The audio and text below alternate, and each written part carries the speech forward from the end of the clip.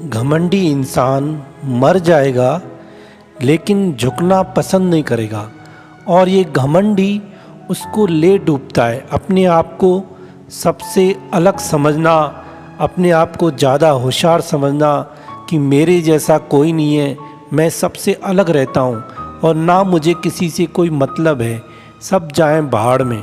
तो ऐसा इंसान खुद का ही नुकसान कर देता है और खुद को ही अपने हाथ से मरवा देता है। एक बार की बात है, एक गांव में एक जुलाहा रहता था। वह बड़ा गरीब था। उसकी शादी बचपन में हो गई थी।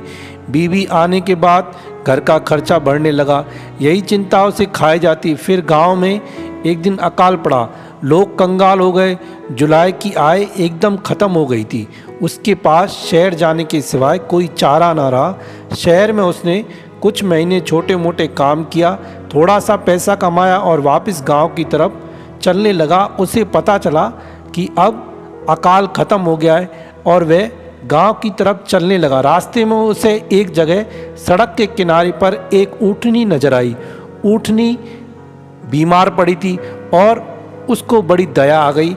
ऊँटनी गर्भवती थी, उसको दया आई, उसने उसको घर लेकर आ गया और उसका ठीक से इलाज किया, उसको खिलाया तो वह धीरे धीरे ठीक होने लगी और उसने बच्चे को जन्म दिया।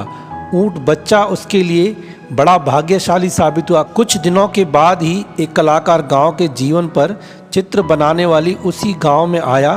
पेंटिंग के ब्रश बनाने के लिए वह जुलाहे के घर आकर जुलाहे से पूछा कि मैं ऊँट के बच्चे के पूंछ के कुछ बाल ले जाऊं। उसने हाँ कर दी। लगभग 2 सप्ताह गांव में रहने के बाद चित्र बनाकर कलाकार चला गया। इधर ऊँटनी खूब दूध देने लगी।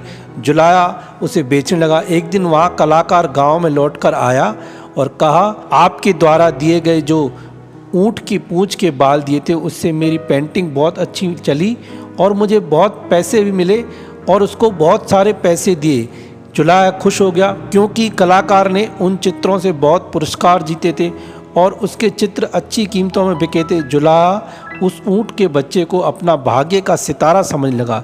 कलाकार से मिली राशि से कुछ पैसों से उसने ऊँट के गले में एक सुंदर घंटी खरीदी और पहना दी। इस प्रकार जुलाहे के दिन बदल गए।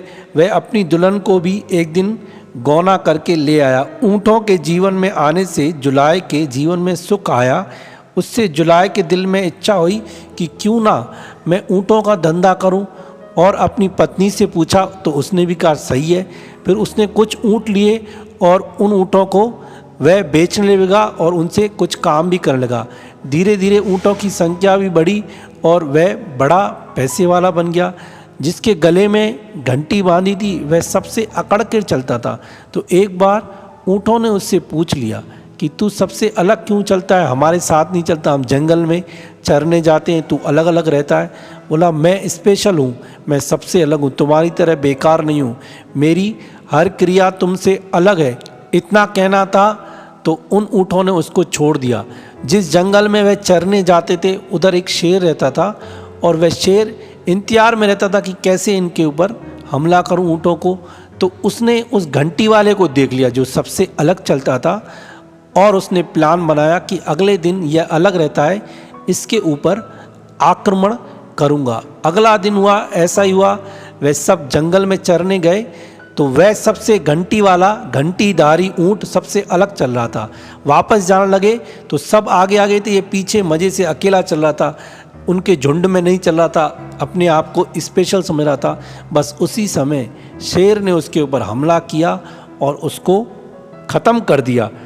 तो जो इंसान अपने आप को अलग समझता है, सर्वश्रेष्ठ समझता है, उसका अहंकार शीघ्र ही उसे ले डूबता है। ऐसे घंटीधारी के अहंकार ने उसके जीवन की घंटी बजा दी। तो अहंकारी मनुष्य किसी की ना सुनता है ना किसी से सलाह लेता है, वह अपनी ही चलाता है और फिर खुद को खुद ही मरवा देता है। तो हम इतना अहंकार ना करें, अपने आप को थोड़ा झुकाकर चलें तो सुखी रहेंगे।